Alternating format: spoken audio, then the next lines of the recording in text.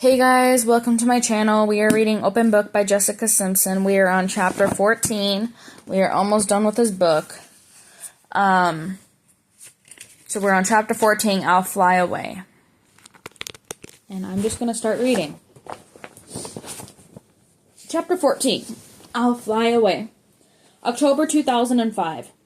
I arrived in the Norabai a little after 6 in the morning. I was in Kenya for Operation Smile, a decades-old medical charity providing reconstructive surgeries for children worldwide with cleft lips, palates, and other facial deformities that were either life-threatening or social obstructivizing.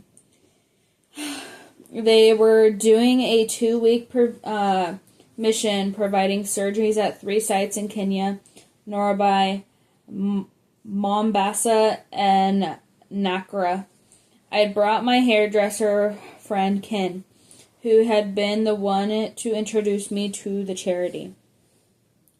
When I heard Operation Smile had scheduled a mission, I wanted to go along because I had made the charity a priority for me. It was October 26th, my 3rd wedding anniversary, and Nick and I had arranged to be nearly 4,000 miles apart. He was in Sweden working with producers on his album, and I was in Africa. It didn't matter, really. We were barely speaking. We got there in the morning, and I had a day to myself before we took the bus west to Nakara that night. I thought I would sleep, but I wanted to see if I could be anonymous so far away from America. I washed my face and threw on jeans and an oversized army green jacket. I stood in the mirror wondering if any tourists would notice I was Jessica Simpson. I decided to pull my hair back with a black bandana the same way I had on mission trips as a kid. As I did so, I saw the shine of my wedding ring in the mirror. I looked at it, and it felt suffocating, heavy on my hand. I watched myself as I slipped it off to place it in the tiny pocket of my jeans and exhaled. The ring left a line of white on my finger, and I rubbed at it, trying to make it disappear. I went to Narrabri National Park, a 45-square-mile nature preserve just outside the main part of the city. I walked in through the main entrance, and I had a feeling of being on the spacewalk. As I got further and further from the safety of the car, I felt untethered, afraid that if someone spotted me, a crowd would form, and then I would have to run. I formed my backpack to get out a bottle of water and spitted nervously as I moved into the park. "Excuse me," said a woman behind me. The voice was British. "Please," I thought. "Excuse me," she said again. I turned to see the older woman with the husband who matched her to the T. She smiled. "Your bag," she said. "It's open." A wave of relief washed over me. "Thank you," I said. A wave of relief washed over me. "Thank you." "Oh, yeah," I said. They kept walking, so I did, blissfully invincible near the entrance. And Dave Shieldrick Wildlife Trust runs a sanctuarium for orphaned baby elephants and rhinoceroses. As I blended in with a small crowd of people standing behind the light rope line, keepers led a dozen or so baby elephants to the mud bath. The parents of these animals are usually killed by ivory or rhino horn poachers, and the orphans are found close to death themselves. They grow up there bottle-fed until they are old enough to be released. In the beginning, they follow us around, the keeper told us, but they start to make their own decisions about where they want to go, and so we follow them. Usually, around 2 years old, the elephant has the confidence to go back into the wild. I watch them frolic, dropping themselves to the ground and rubbing up against each other, their huge ears flapping. I took my sunglasses off so I could look them in the eye. People slowly left the viewing area, but I stayed transfixed. It had been so long since I had spent that amount of time among people. This was my synchrony, too. I heard the click of the camera shutter like a gun cocking. It was to my left, but I didn't want to turn my face and see. I shoved my left hand in my pocket to try to fiddle with my wedding ring into my finger, like Houdini with the hidden key. Come on, Jess, I said to myself. I crunched my finger up to catch the ring with my nail. Another click. Got it. I pulled out my hand and I put my sunglasses back on with my left hand to make sure my ring was in the shot. I turned just slightly to see the heavy-set white man training a Canon camera on me. I was the game, and I was caught. I deadened my face, put my sunglasses on, and left the park. That night, on the bus to Nacra, I wrote in my journal and asked God to replenish my heart so I could be of use to the children coming in for the screenings and surgeries the next day. I was so tired of focusing on my own sadness and anxiety. I release this pain to you, so you will free me. I wrote, Lord, use me as I deny myself anything having to do with me. That's me, is denied, passed on, said again. I sighed. What the heck? My baby made a weird noise. Oh my gosh. I meant every word, and I thought the same when I walked into the hospital the next morning. Use me, I said again to God. There were so many children, and the surgeons would perform over 150 procedures on this mission trip. I stood around and posed for photographs, knowing my job was to bring attention to the charity.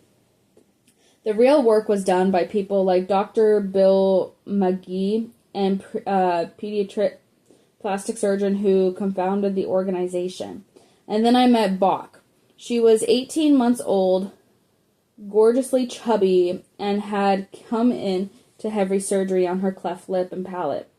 Her mother had terrible anxiety about the procedure and had gone outside to calm down. I later learned that they had traveled 12 hours to get to the hospital. She must have been overwhelmed to work so hard to get somewhere, only to then face the fear of her baby being operated on by strangers. Bach began to cry, and I lifted my arms to the nurse out of the some instinct. I didn't know I had it. The nurse sat her in my lap, and I smiled at her, making soothe sounds as I rocked my body to be one big cradle for her.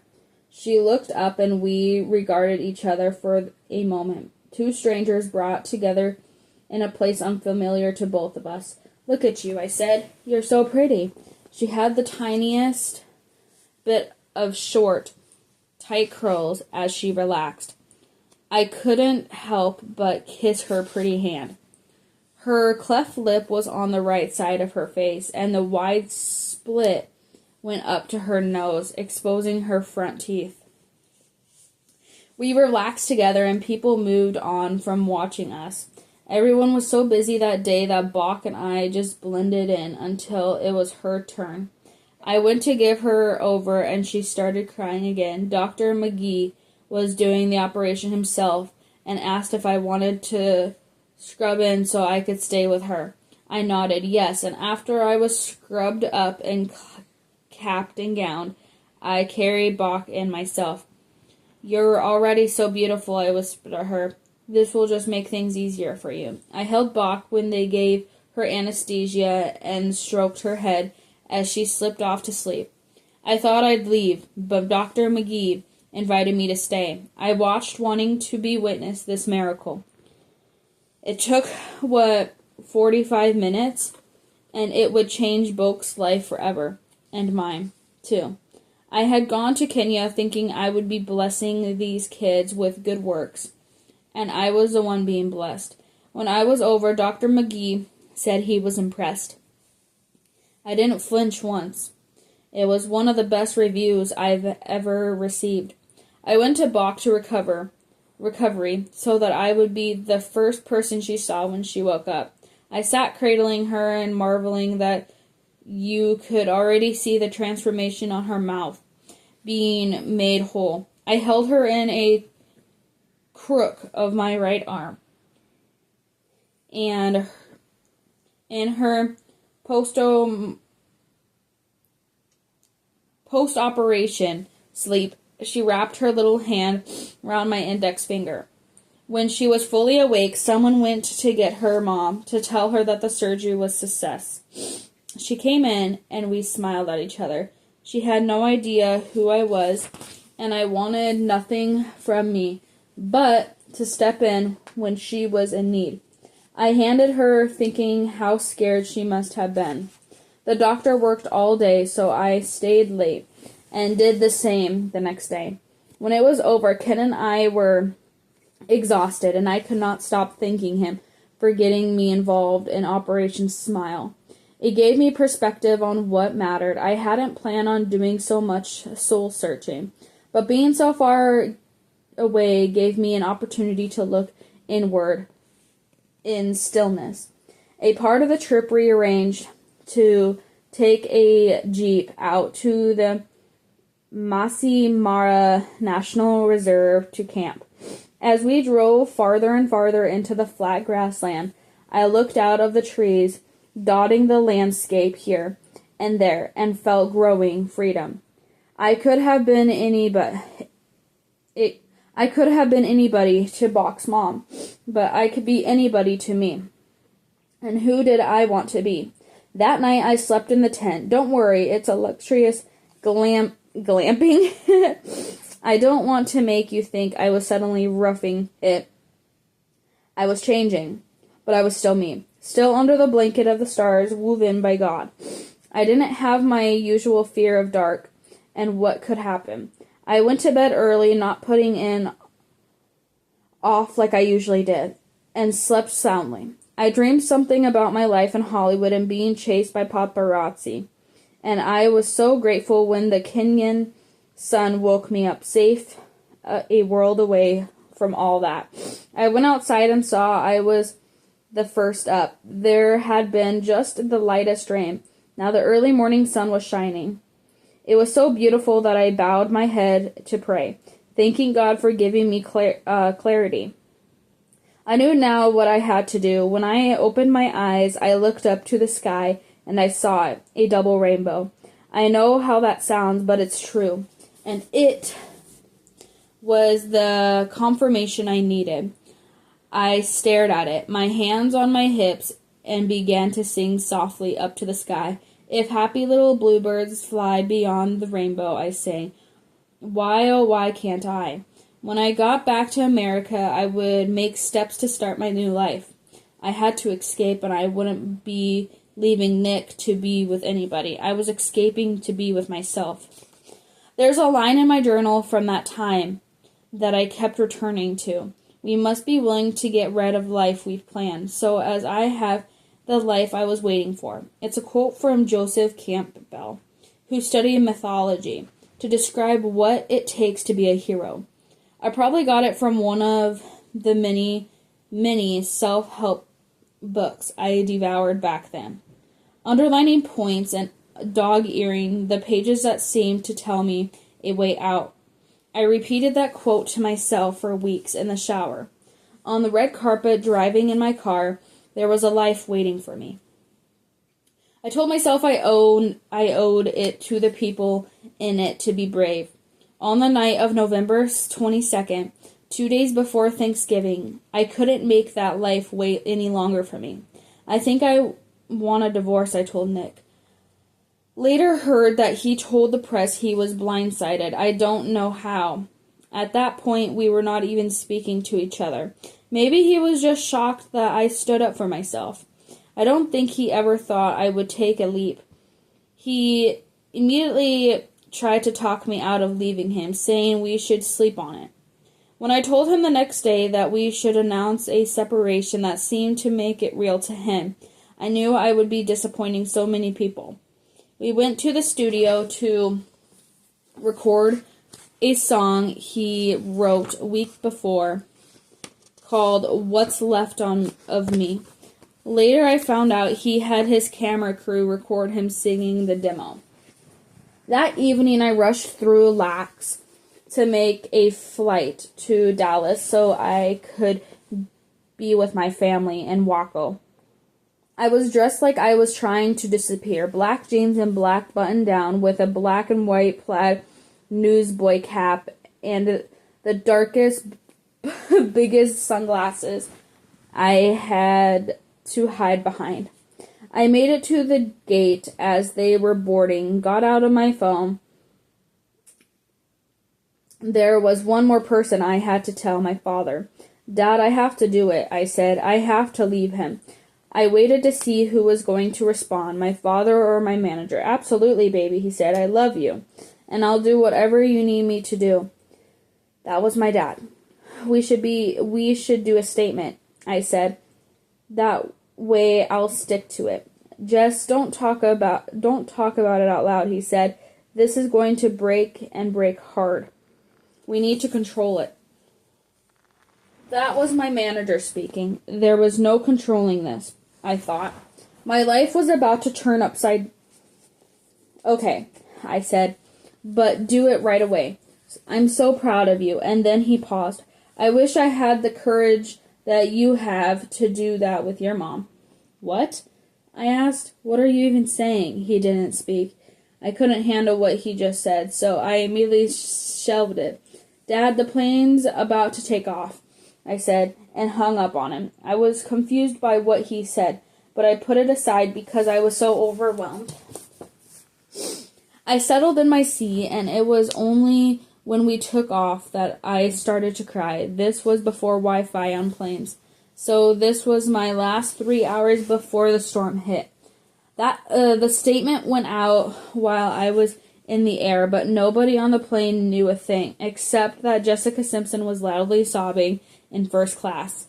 Then they announced that the movie we all had to watch was The Notebook. Oh God, I thought. The most romantic movie in the world, and I was leaving Nick. I knew exactly what the movie was about because I had read the script but turned it down because they wouldn't budge on taking out the sex scene. And it would have been the Ryan Gosling of all people. The movie was on every screen, and I was swept up into it, wishing I had that great love that would be forever. The flight attendants all felt sorry for me, and I was trying so hard to be polite every time they came over with more Kleenex. Oh, Kleenex. I was totally wrecked. When I landed, the announcement had made the news in the airport. With my head down, I ran to the car to take me to my Nana and Papa's house before anybody could find me. It was a new house my family had bought them once they got to build themselves to make it perfect. I got in late, and they greeted me at the door. I collapsed in their arms, safe. My parents were coming the next day on the early Thanksgiving morning flight. So it was just me and my grandparents for the night. Papa seemed uncomfortable, not sure what to say. He went to bed while Nana and I talked late in the living room. I looked up at all the framed magazines covers and articles she had hanging up of Nick and me, like in-style wedding photos and Teen Vogue covers. She loved our love story and adored Nick for waiting for me. I know she prayed for him every night, and she probably still does. She was in denial that it was ending, and as much as she adored me, she was unable to hide her disappointment. You'll sort this out, she said. Nana, no, it's time. Pray on it. It's God's will and that you be married. My heart broke just a little more. He's not really a Christian, I told her, and I'm not being the wife he deserves. What about this marriage of godly? Well, divorce isn't godly, she said. I paused, realizing my grandmother, my prayer warrior, thought I was doing wrong in God's eyes. I closed my eyes for the second and took her hand. Nana, this is the decision God wants me to make. It's not godly to stay together to be completely unhappy. She looked off. I knew she had stayed through my grandpa's struggles with drinking, but clearly she loved him and saw the man he truly was. The papa I got to grow up with. My mother had stayed in a marriage with my father, who also apparently wanted out. Everybody just stayed, stuck it out, thinking God would close his eyes to them if we dared to ask, "What about me?" Sure enough, when my mother arrived, she hung on to her natural inclination that if you just worked at something enough, you will get the results you want. She waited until a quiet moment to give in that southern impulse, to smile and get through it. "Just give it another shot," she said. "Mom, you sound like your mom," I said. I knew that would sting, but I couldn't help myself. Like all mothers and daughters, especially strong-willed, dynamic ones, they too had a complicated relationship. "I know I'm breaking Nick's heart, my family's heart, hell, the world's heart. You are an American couple," she said. My mom said it like she was seeing everything in a different way than me. This wasn't just some feel-good celebrity ranking. It was that in many ways we belonged to the public. She is a smart businesswoman, and she knew more than I did how many people might turn on me. "What is the point of being a power couple if we're faking it?" I said. "There's no real power in this anymore. Real power is authenticity." She nodded and took my hand. She loved Nick, but she supported me. At the Thanksgiving table, we all talked about what we were thankful for. When it was my turn, I didn't immediately speak, and my mom started to talk to smooth it out. Slightly, I thank God for the strength he gave me to lead the life I'd planned, to find a life waiting for me. Thank you, I thought, and I still do. Thank you, thank you, thank you. I hid in the Waco for several days, but paparazzi and reporters found me. My mom and I were on a walk, and they took pictures and asked questions like we were friends. "Jessica, why did you leave Nick?"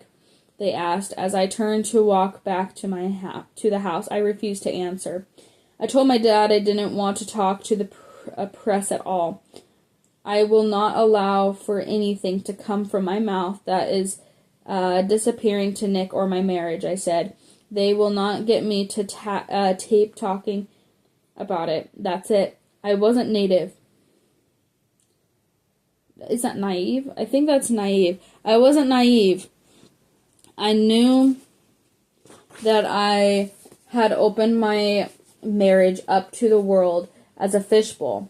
People were going to be angry about me putting up a sign saying the exhibit was closed. I returned to LA and stayed at my parents' house in Incuno. I was a prisoner there, with helicopters circling.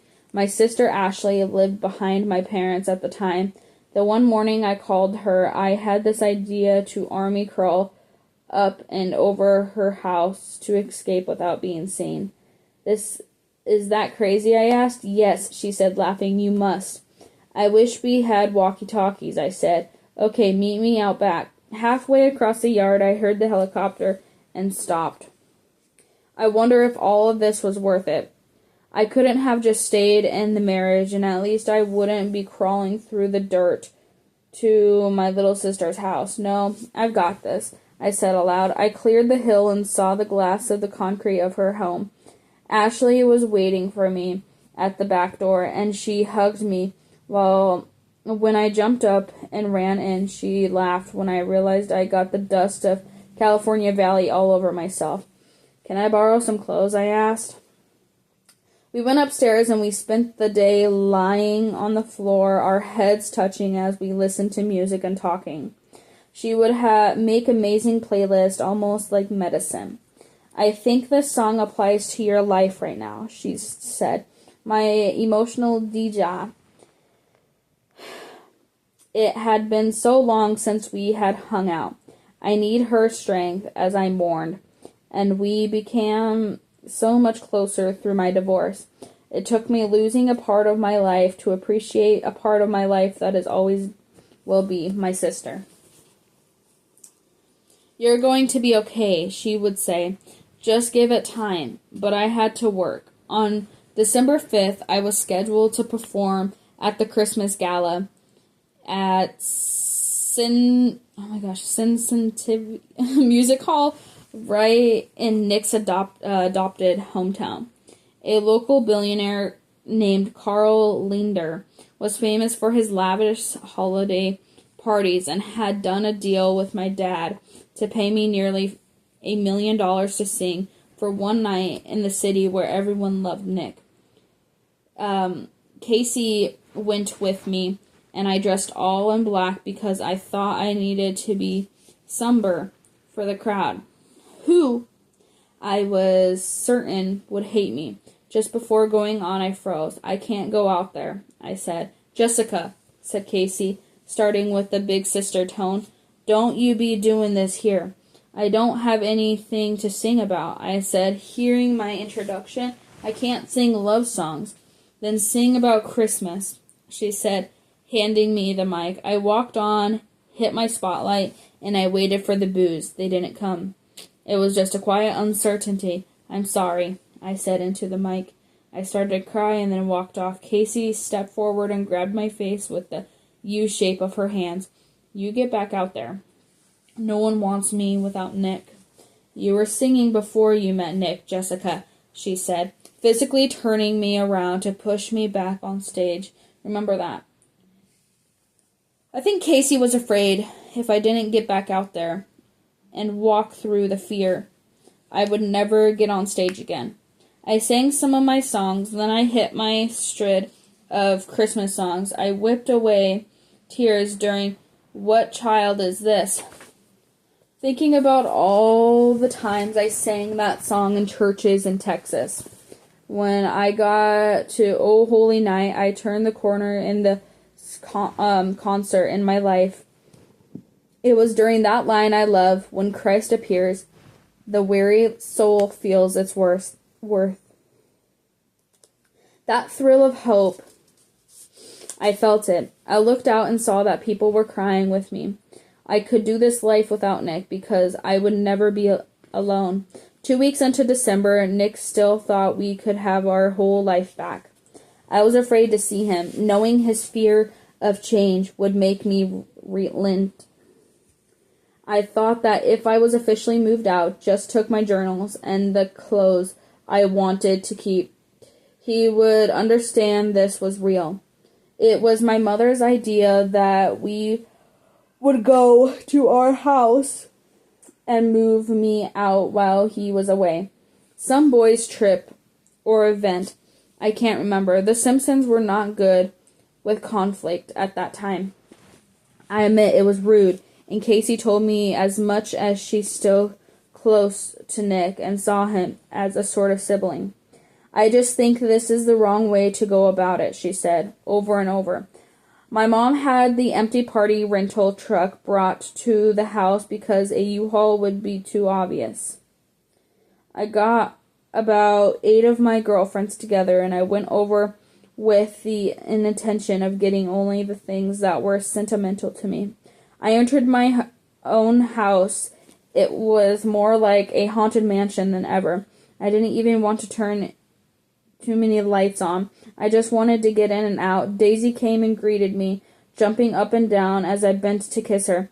Daisy, Ma, I said, scooping her up in my arms. Once we were inside, and my mom saw how little I wanted to take, she was shocked. She knew how hard I had worked in my life to afford some of these things, and she didn't want her baby taken advantage of. She said, Are you sure you don't want Mom? We are not shopping my house. I didn't want any of it. I never wanted to see that couch again, or the china we picked for our wedding. But there were some things she felt I had paid for, and I saw them carrying them out the door. I shook my head, but I was so mentally exhausted to fight. Even now, sometimes think about some objects and think, now where did that go? and I had to remind myself it was just another thing I let go of. But there was someone who was coming with me. At the door, I couldn't put Daisy down. "Let's go," I whispered in her ear. I turned off the lights, shut the door, and didn't look back. Divorce is messy. I know. He came home and was furious. Nick felt like he'd been robbed, and I know he told someone. She even took my damn dog. Oh my gosh. I wish we were the kind of people who could divorce and stay friends. We weren't. And I regret that my actions hurt him. Despite his anger, and maybe because of it, he was still intent on not letting me go. On December 15th, I called Nick to tell him I was about to file for divorce and that he needed to sign the papers. The next afternoon, he drove over to my parents' house where I was living. He came in and we sat on the couch. He tried talking to my parents, getting them to rethink things, but I asked them to leave. "This is my decision." "It's not over," he said. "It is over," I said, "and you have the papers in front of you." "I'm not signing them," he said. He promised that he would go to counseling now and sputtered about how he had the numbers of the best counselor in Los Angeles. "You didn't go when we needed it." "I'll go," he said. "I'll go now. I'll change." "No, you won't," I said softly. I didn't want to hurt him more. He didn't like me, so I didn't understand what it was he was trying to say. And I don't even want you to, Nick. I'm continuing to change, so I don't even know who you're going to get. But it's not gonna be the girl I used to be. He started to cry. In that moment, I left my body for the second and just saw the scene. Nick in tears and this girl keeping her poker face like a hostage, eyeing the door. "Jessica, you should cry," I told myself. I thought it would make him feel better. I couldn't. I had been living with sadness so long that I was used to the feeling. "Please don't leave," he said, and I was back in my body, looking into his eyes. "I love you so much." "Love is not enough," I said. "If love was enough, I would stay forever. But it isn't enough. We have to like each other. We have to be friends." He walked out, and I slammed my fist against the couch. I had expected him to be sad. Instead, I was seized by anger at Nick and at myself for not thinking I was worth doing this sooner. I thought my soul was held captive, and I had the key the whole time. I filed that day, citing irreconcilable differences. Soon after, I moved from my parents' house to the first place I thought of as mine and home. The first time I saw it, I walked into the courtyard with flagstone terracing, and the house had ivy climbing walls. I felt like I'm in a Hansel and Gretel, I said. I was told by the realtor it was a starter mansion, which made me laugh. To me, it was a storybook house, an enchanted cottage with a secret garden, a pond with lily pads. When I walked inside, it felt like a hug. I let the home embrace me. I bought it on the spot. Finally, I had my own home, not anybody else's. I didn't have to share it with the world or camera crews, my parents, or a man. I was mine. It was mine. It was in Beverly Hills on the Coldwater in a gated community. It felt safe. It made sense that I was surrounded by high-profile single women who were also in transition and finding themselves. Nicole Kidman, Penelope Cruz, and Cameron Diaz. It made a gate of paparazzi resting place, but inside, we ladies of the canyon were free. I had virtually no furniture in the beginning. I slept on a mattress on the floor. I was alone and wanted to keep it that way. for a while. My first night there, I sat on the floor by one of the glass doors to the balcony overlooking the backyard. I looked out at the full moon while I sipped on white wine. Daisy was sleeping on the mattress. I tired out from exploring our new place. Near me were a pile of my journals, and I pulled out the one I used to plan my wedding. I left it through, smiling at the hopeful 21-year-old girl who was so excited to be engaged, already making notes about bridesmaids' gifts. The last page of the journal, the beginning of my marriage, was blank. I'd stopped writing in the particular one because as soon as I got married, I was already different than a naive girl who took copious notes about cake testings and flower arrangements. I'd thought she was silly, and I had blamed her for rushing to get married. Now my heart went out to her. I grabbed a pen and in words made spiral of flowery by wine and tears. I wrote on the very last page of that girl's journal. Old journal, new life, I wrote. Married, divorced, love lost. I'm lost, yes, but believe in this moment that I will be found by me. I need an outgrow passing time, pretending womanhood, and actually find a woman waiting. A knowledge that she recited deep in me, but I haven't met her. I moved only by faith and the strength you give me to introduce us. It's a full moon, and I forgive myself and the girl I was with this moonlight. I'm sad, but happy with a new day and the wonderful sun that will come. It did. Whatever you are going through, the sun will come. Wow. That was a great chapter, guys. It's crazy, like I said with the other chapters, it's kind of crazy what people go through, and you don't really know until they tell you. I definitely recommend reading this book, but I am going to start on part 3 in the next video, guys, and that's going to start with chapter 15. So, wow, Jessica Simpson. She writes some good books. Wow. Well, the only book that I've read by now, but thank you guys for listening to this chapter. I will see you guys in chapter 15. Have a good day.